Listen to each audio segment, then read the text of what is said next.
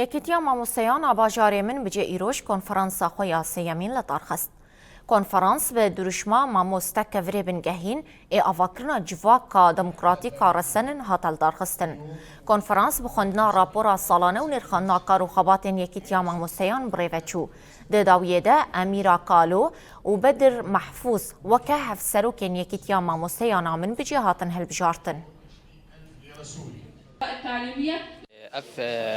سیمین کنفرانسا یکیتیا مامۆستای من بجێ و گوندەوارێ وێ هات لە دارخستن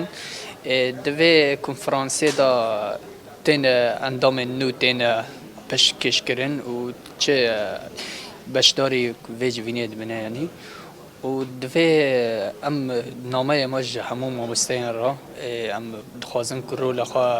di dibistana da çi di rêveberiya da çi di astên ku herî sereke da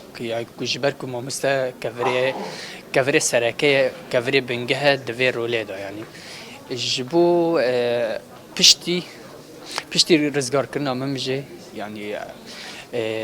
di 2018 da Yekîtiya Mamostan li herêma min jî hat avakirin bi beşdarîbûna konferanseke mezin du mamoste yanî rêveberî hatin pêşkêşkirin divê de yanî ev bû ev konferansê sêyemîn tê avakirin e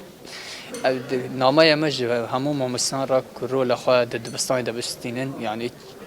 ji ber ku mamoste civakekê ava dike.